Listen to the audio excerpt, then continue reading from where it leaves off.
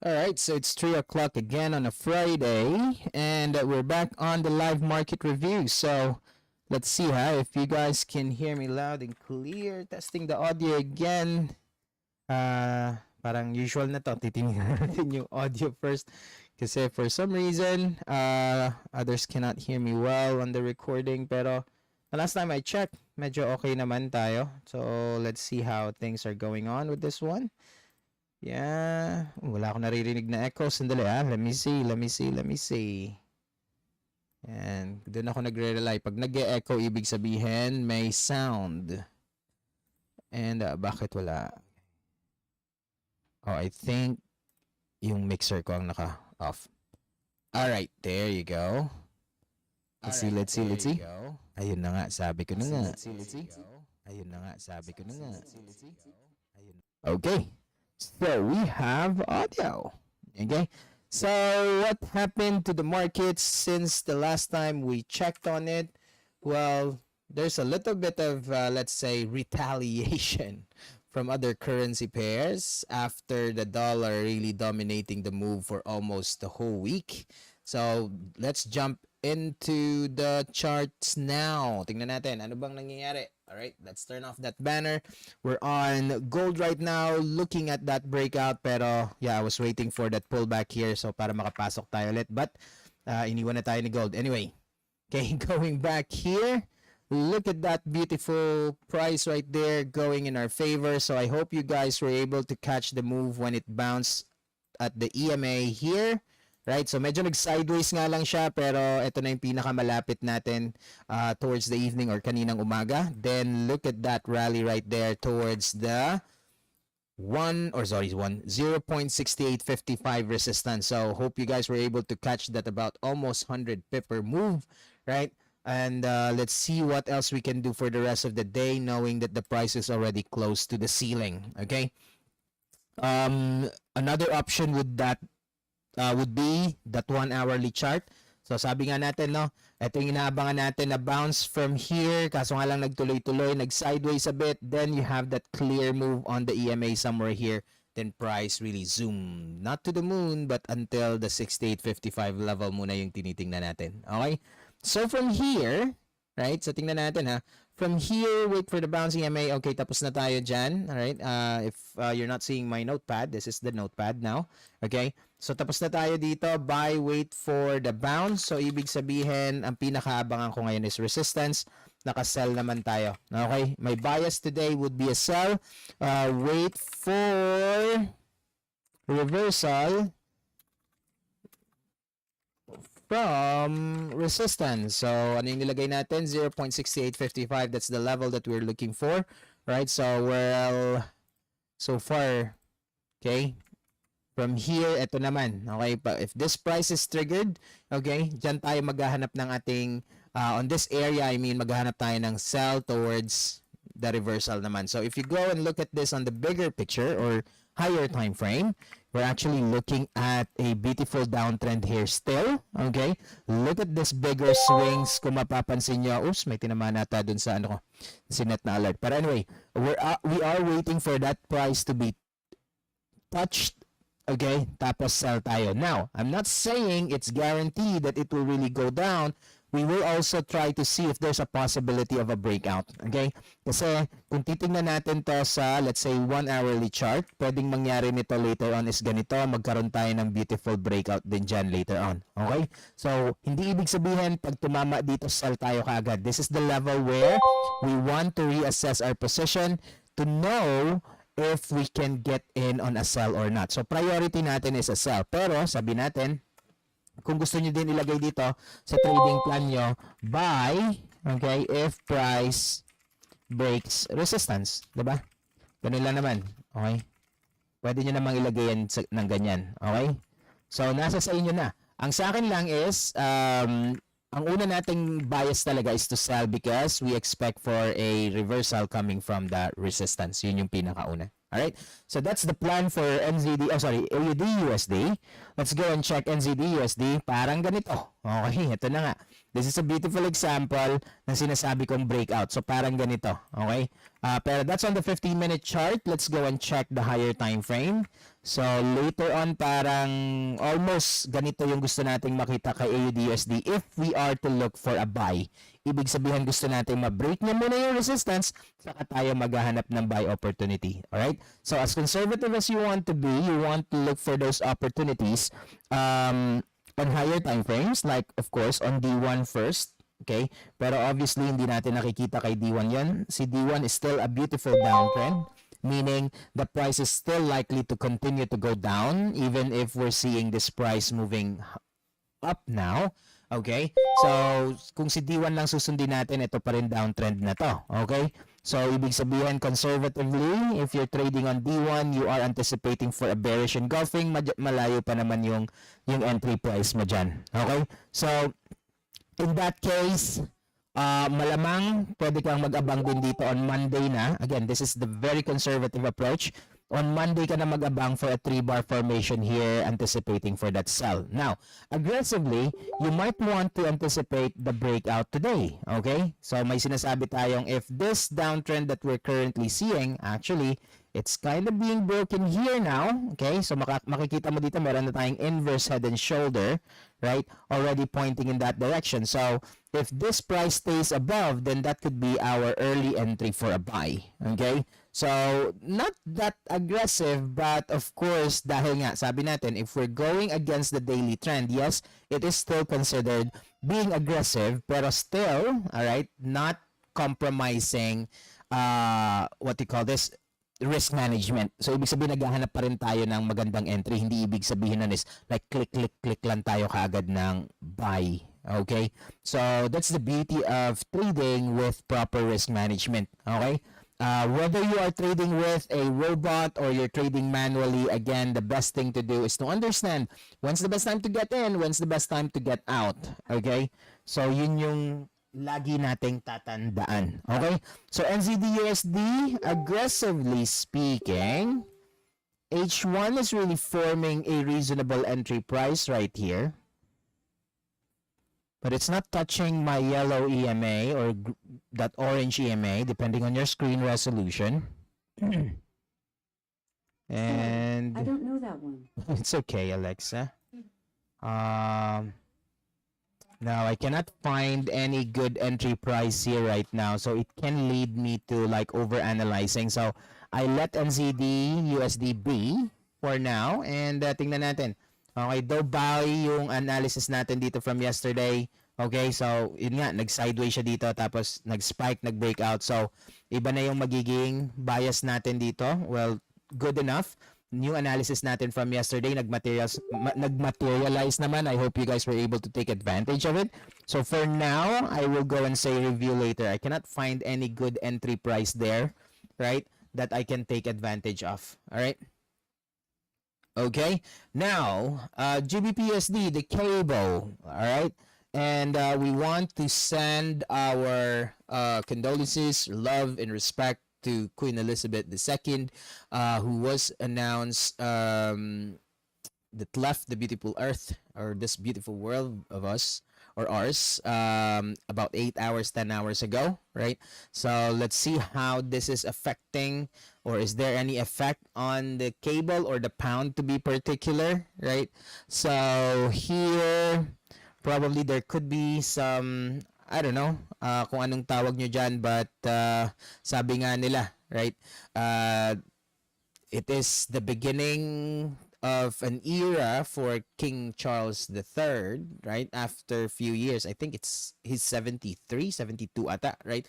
So it has been a long time waiting for his reign to come. So tingnan natin, ano ba, will it affect the pound, or what is its impact, no? Tingnan natin. Well, so far from yesterday, it has been going up, okay? Or sorry, drop. Then today, it has been going up na. Pero sabi natin, there is a 1.1583 level for us to consider as a resistance. So tingnan natin, no? Parang I think I need to adjust this level right here, all right? Following the high of the 4-hourly chart. Okay. That's beautiful. And yeah, a little bit of an adjustment here, I think. Oh, conservatively kailangan ko dito muna sa taas ng konti. Okay. Ayan, sa taas nga siya. Alright, so ito yung nagiging sideways move natin dito. I think I'll be more of a seller than a buyer on pound. Okay? Or GBP USD if this is the case. Tingnan natin a 30 pipper move. Can it possibly continue? Well, obviously, if I see potential sideways movement, I'll go and check my oscillators for additional confirmation, right? So at least on the 1 hourly chart, we're seeing that the price is on the overbought level, which is good sign if we are looking for a sell, of course. But our D1 is still not touching. Pero kung sa titingnan nyo naman yung D1, hindi naman siya sideways eh, 'di ba? So it's more of a downtrend, so not applicable yung indicator natin ng D1. H4 probably medyo may possibility pa tayong makita itong sideways na to. Right? So it really went to that level again. Will it break out? I don't know. But it is trying to, okay? It looks like it can. But just in case it fails to break out, then pwede tayong mag-abang ng sell dito. Okay? So, tanggalin ko lang muna ulit si stochastic oscillator. Baba natin ng konti yan. Tingnan natin yung possibility of a breakout tonight. Okay? Kasi, why tonight? Right? Tingnan ko nga itong ating Forex Factory again. Today is the 9th of September. Kagabi pala yon, sorry. Kagahapon na pala yun. Sorry, nawawala ako sa ano. Doon sa mga sa high impact news natin, right? CAD pala yung nakita ko earlier and euro.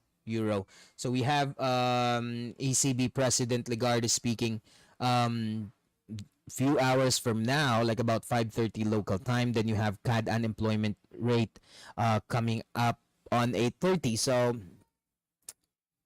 this is really looking beautiful for a breakout. So ganito, ang magiging plan ko dito is bumalik ka dito. If I can see the EMA is pointing still on that direction, then possibly this can convince me to go for an early buy and attempt to buy on a breakout. Pero pag hindi, baka bumalik ako dito sa either my H4 or H1 chart to say I can possibly go for a sell. I'm actually adjusting the levels where I can see yung peak sa lower time frame. Okay? So possibly, so ganito. Alright? Ang magiging plan ko for GBP USD, I will go for a buy if 15 minutes EMA sets above resistance. Okay? And, oops, sorry. Sell ako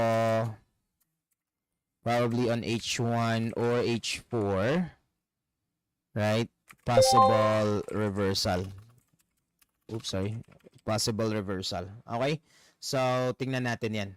Right? So, yun yung magiging plan ko at least for GBP USD right now. Tingnan natin si Euro USD kung anong nangyayari dyan. Okay? Tingnan natin kung ano ang pwede nating gawin for Euro USD. And, sandali, napakakulit nitong alert. Malamang tumama na si AUD USD at saka alam ko meron akong dollar yen na alert eh. Oops, sorry, wrong button. Okay. Tingnan natin, Euro USD, yun na nga, tumama na siya doon. So, look at that. Price is already at 68.55 level.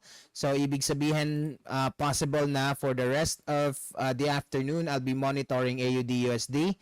Tingnan natin how things can progress here. Will it break out? Will it reverse? Tingnan natin. Alright, I'll be observing this further. And I will definitely find a way to trade this afternoon. Pero sabi ko nga, if it breaks out, then maghanap ako ng buy. Pag hindi, then maghanap tayo ng sell. Alright? Dollar yen is also, yun, finally, tumama na siya ulit dun sa ating 123.2 after a few days of waiting for it. Okay? So, we are on that level now. Is it a possible continuation? Or sorry, pullback lang towards the 168 161.8 I mean, or is this a full retracement na dito? So yun yung next question, right? The aggressive me will possibly set a pending order here, pero napakalaki nung bar on H4. H1 is showing a sell already, so I don't want to go against that. Sayang, dito natin to inaantay eh. So if you guys can remember, nung nag-breakout siya dito natin to inaabangan para makasabay tayo sa buy. Pero kung mapapansin nyo, a little too late na tayo dyan if magbabay tayo ngayon, like exactly on that price, because this could be just a pullback then continuation na ng full retracement na sinasabi natin. If you guys can remember this from yesterday, okay? I'm not sure if you can, but yes, you can review yung ating session from yesterday. If this will be the reversal here and not the continuation, ibig sabihin dito na tayo mag-aabang towards either the 38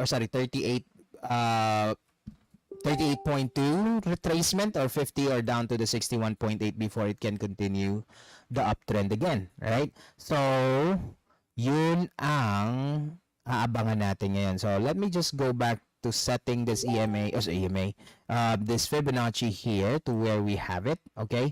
So, the aggressive me wants to go for a buy pa rin, right? Anticipating for it to really go and touch the 161.8, okay? The conservative me wants to see this pull back to the 139.03 level, alright? So, yun ang gusto kong makita ngayon, okay? So, sa D1, possible buy ako. Sa sell tayo sa H1 or 15 minutes. Okay? Alright. So, medyo mixed yung ating analysis dito. So, I would say, sandali, nag-skip ako kasi tumama to dun sa ano ha. So, I would like to sell, right? Touch sa EMA. Okay? So, if maalala nyo to, nandito tayo sa situation na to kahapon. Right? Pero hindi ako na-trigger dito. Pansinin nyo.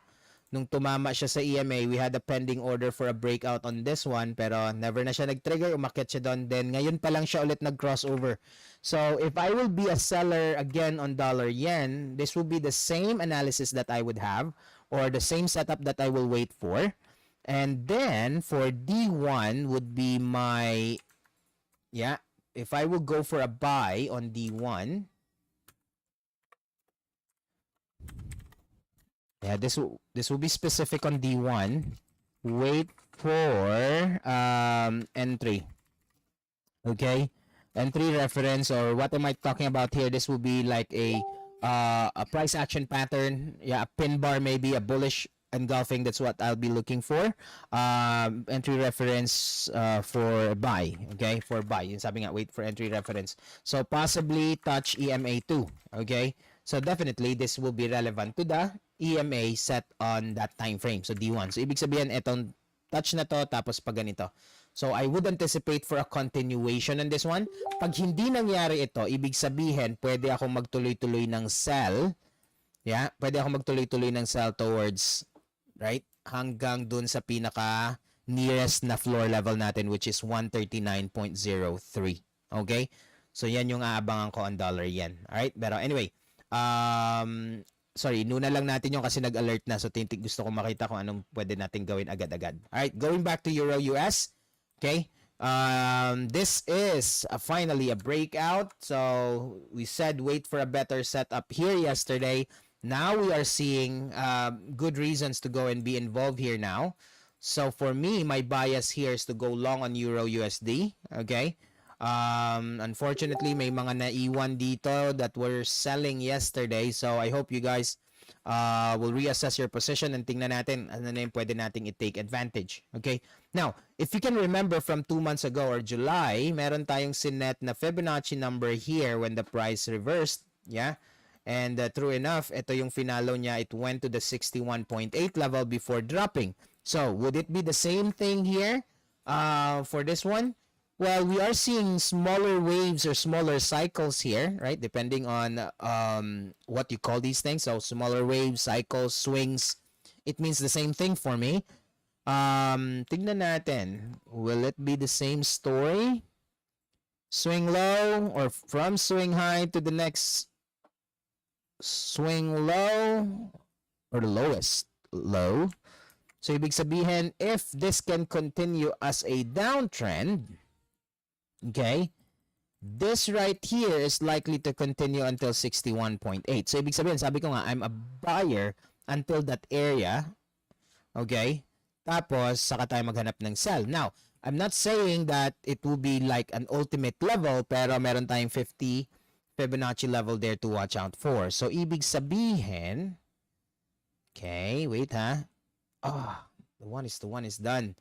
Okay, I think this is even 2:1. 1:1 lang. Okay? Pero that's not really touching the EMA. But that's a beautiful breakout, I see. Tingnan nga natin. Yeah, it is a beautiful breakout. Okay? Tatanggalin ko na lang po ito ha. Tatanggalin ko na tong zone natin dito na hindi na siya valid for now. Oops, sorry. Hindi na siya valid for us dyan. Sandali ha. Okay. So, gusto ko siyang makita. Ano ba to? Ayaw niya matanggal. Tanggalin na lang natin talaga.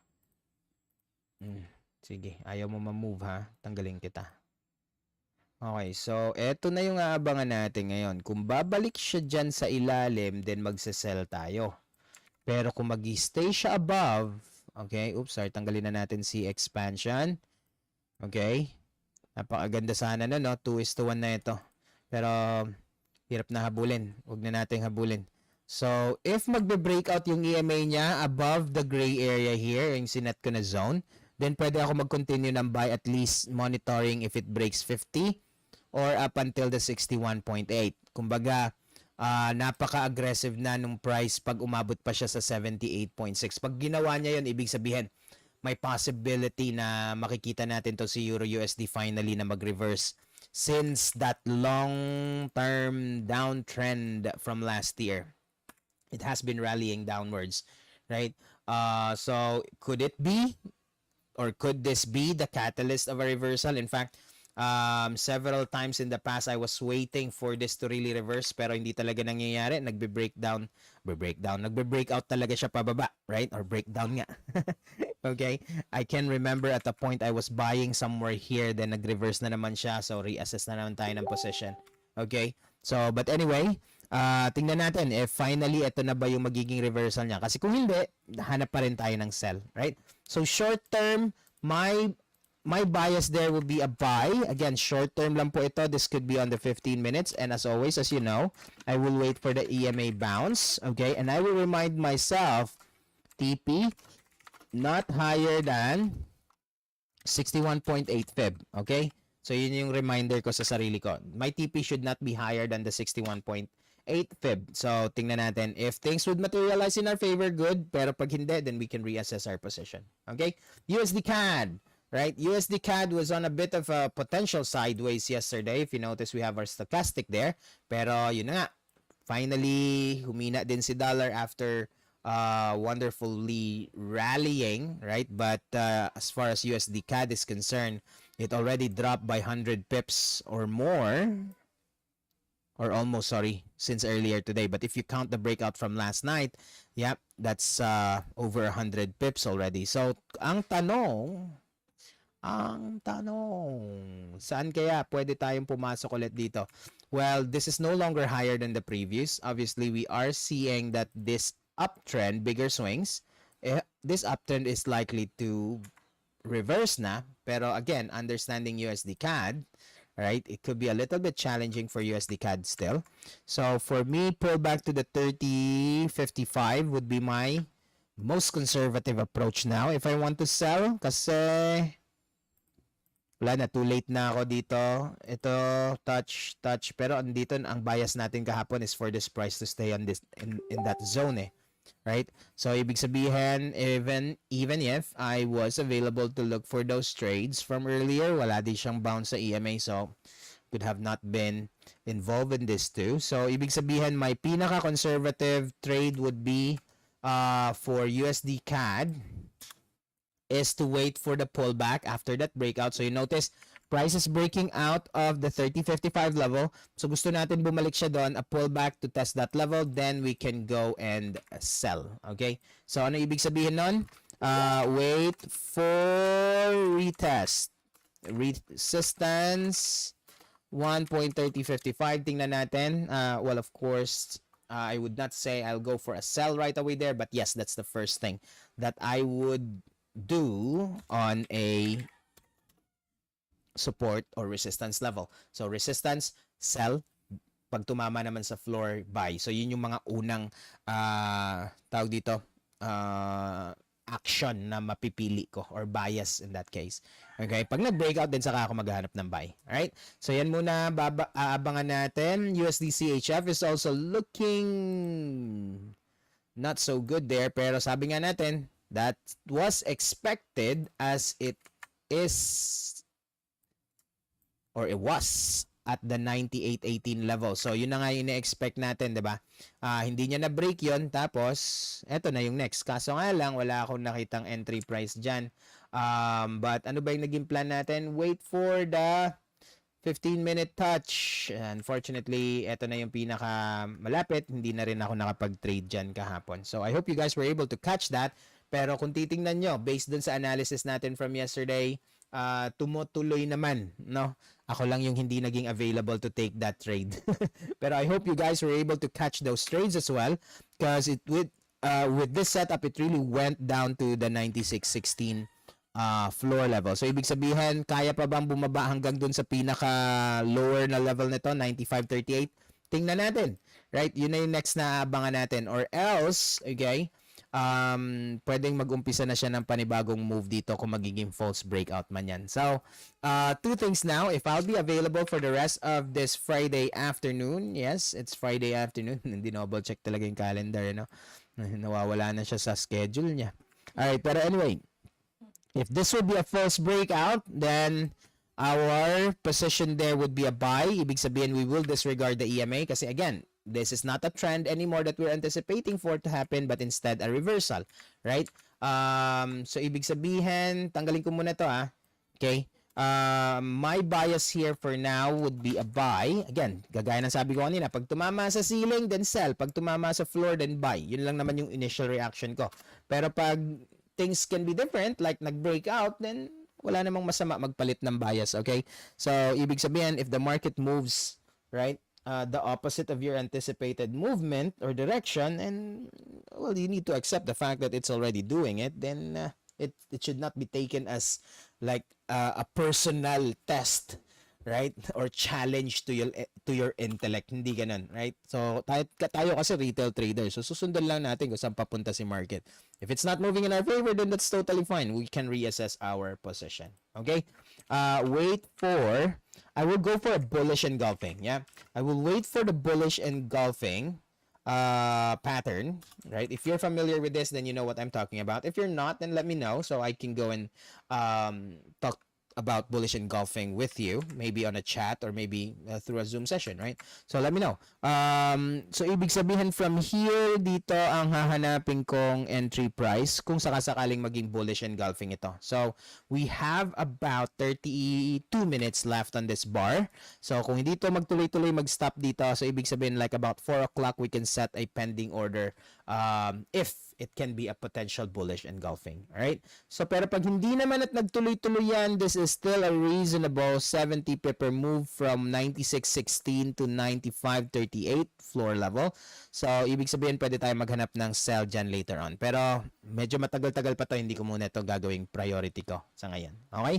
So, that's my take on USD CHF. We're done with dollar yen. We're looking at gold is really rallying there, right? Look at that, beautifully going. Okay, let's see how things can progress from here.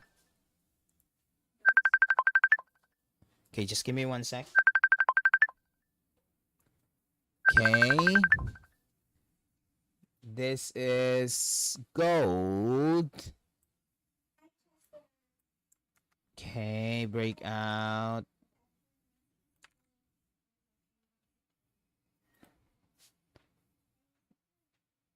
Yun, yung touch niya dito, bullish engulfing. Paano tayo hahabol?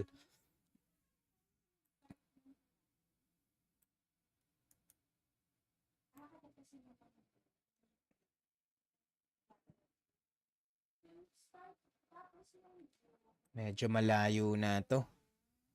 Papasok sana ako. Naghahanap ako ng potential entry dito. So, ibig sabihin, if the price can really stay above 1718 level, saka lang ako maghahanap ng buy ulit. Ang hirap na habulin nito, masyado na malayo.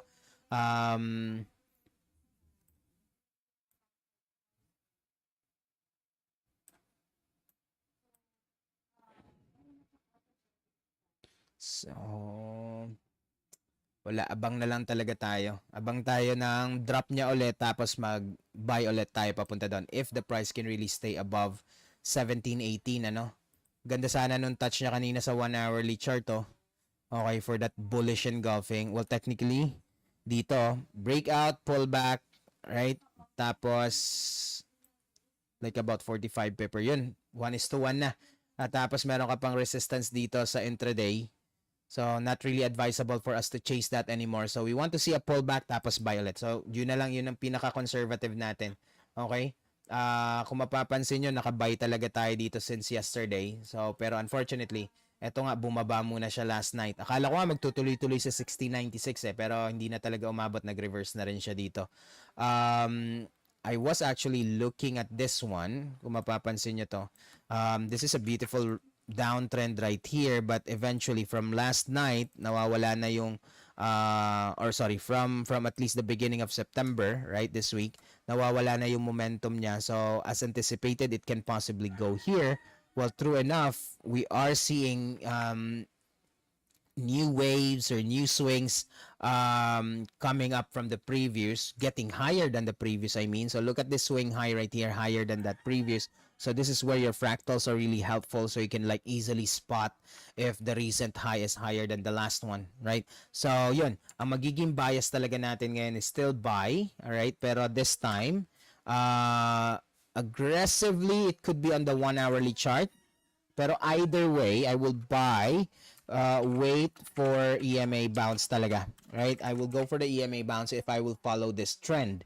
If not this trend, okay, then it could be this resistance right here at pupunta siya doon.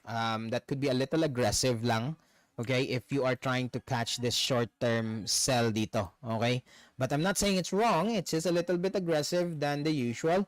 Possibly you can go and use an oscillator here. My go-to oscillator in this situation, if not the stochastic oscillator, it could be RSI, right? So if you are trying to catch this short-term reversal here, right? Oops, sorry. Yeah, parang ganito yung move niya ngayon.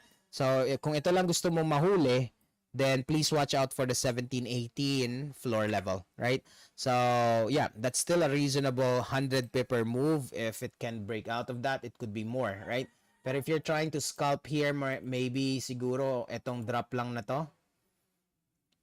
Yeah, a little bit of a correction here. Possible din naman yan. Okay? So just be extra careful because again, doing that counter trend trade is a little bit aggressive, but if your argument is no, it's not a counter trend, it's simply selling from resistance, then go for it, as long as you understand where to put your stop loss as well, just in case you are wrong. Okay, so mine would be here, and the stop loss will be probably about 32 pipper away from the entry price. So that's my idea of taking a sell right now. Okay, now going back to silver, we were looking at this, or I was personally looking at this one. So we had a short-term sell there from last night. So kaninang hapon, sabi ko nga, buti nag-take profit na tayo dito from last night, kundi nag-reverse na stop out pa. Okay, so I was actually anticipating for a long-term sell. So a 2:1, nag-exit na tayo nung tumama na siya dito. Right? Look at this 50% fib. Okay? So, I was anticipating for this move, 61, tapos ganito at magtuloy-tuloy. Right? So, kung mapapansin nyo, ang entry natin nandun sa 61.8 na area. Nung tumama na siya dito, so we call it okay. Right? We're done with that, and let's see how things can progress after. Right? Pero, yun na nga, nag 3:1 pa siya, tumama talaga siya sa 1837 floor natin. And unfortunately, from there, hindi na ako nakapasok ulit, right? And look at that rally following the bounce on the EMA is really very beautiful. Beautiful, beautiful, beautiful. So sabi nga natin, if you can just follow strictly the bounce of the EMAs, the only loss that you will have is when it reverses. Okay, then you can reassess your position. May katagalan nga lang din minsan, right? If you notice this, There are some reversal. Yes, you can see it touch right away. Then there are some instances that you really need to wait until it touches here. Right? Doon pa lang tayo nakahanap ng entry price ulit. So, you can do this approach simply following the trend. So, either on D1, H4, H1 down to the 15-minute chart. So, this is a sample of a trend follower strategy here that we're using, simply waiting for the bounce. So, ibig sabihin, if that's the case, we can possibly look for another entry as soon as it goes back to the EMA. So, for now, ang bias pa rin natin is to buy. Okay, kung maalala nyo, buy pa rin naman tayo sa silver. Yung kahapon natapos na yon, then we look for a short-term sell.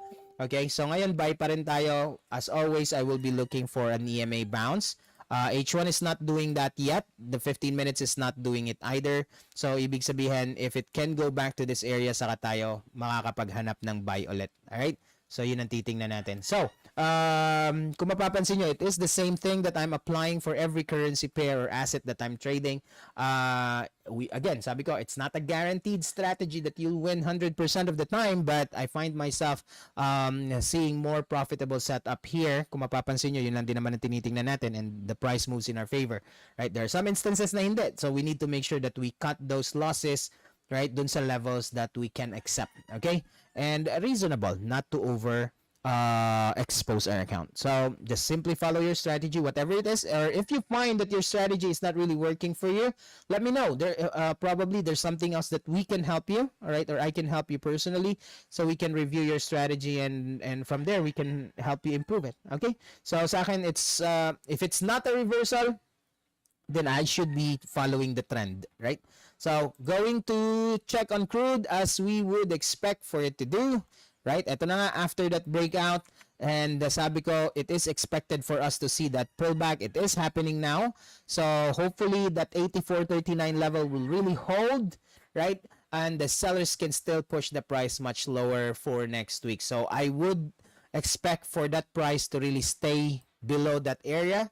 And from there, sabi ko nga, hopefully that is the moment that we're waiting for this price or crude price to go the opposite direction na, or continue, in this case, continue the downtrend. All right, so that's crude update for now. Bitcoin is trying to go and pull back to the EMA there. So, ibig sabihin, nag-hold yung $18,000 mark. Hindi siya nagtuloy-tuloy down to the 17,766. Well, that's good news for the people who have been holding on to their Bitcoin. At least you're seeing some light there that the price is possibly going up na naman. Okay, so this is a beautiful sign here on the lower time frame, unlike what happened for the past 2 days. Kung mapapansin nyo, as far as Bitcoin is concerned, it was trying to go and really reverse, right? From here, then here, an attempt. Ngayon lang to successful na may nakita tayong napakagandang angle from the EMA. So again, it doesn't really guarantee that this is already the reversal, but that at least right there is a good sign for Bitcoin to turn around. Okay, so far that is our Friday live market analysis. Again, guys, we have a high impact news coming up in just few hours. You have ECB Lagarde or ECB President Lagarde speaking at 5:30, and then you have well, actually, as we speak now, there is a 4:30 update on the consumer inflation expectations for the pound. So malamang ito yung nakita ko kanina, right? So namalikmata lang ako, euro yung nabanggit ko. So ito nga, may nakita nga tayong GDP-related impacting news. So, tingnan niyo po ito. It could make the pound a little bit wobbly. Wobbly. A little bit volatile. Right? Naubusan ka na ng term, no? Okay.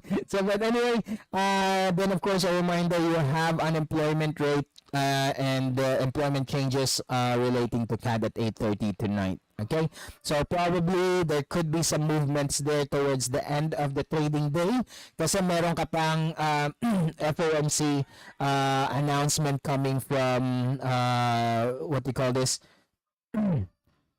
Yan, Federal Reserve FOMC announcement from the Kansas City President Esther George, right? Or Federal Reserve Bank of Kansas City, yeah, to be exact. So you have Esther George there speaking. Then you have Governor Christopher Waller as well, back to back at 12 a.m. na. So that's a Saturday technically. So Again, it might be the last day of the week for trading, but there's still high impacting news there that could be released anytime tonight. So, again, reminder, okay? Do not force yourself to get into a trade position that doesn't make sense to you. Again, trading is not about just clicking buttons. It is knowing when is the best time to get in and when's the best time to get out. So, meaning, create a plan and trade your plan. So you guys have a wonderful weekend ahead of you, and may the pips be with us. I'll see you guys next week again, 3 p.m. for the whole week. Charts up 3 p.m. reminder. So guys, I'll see you in the next session. Bye for now.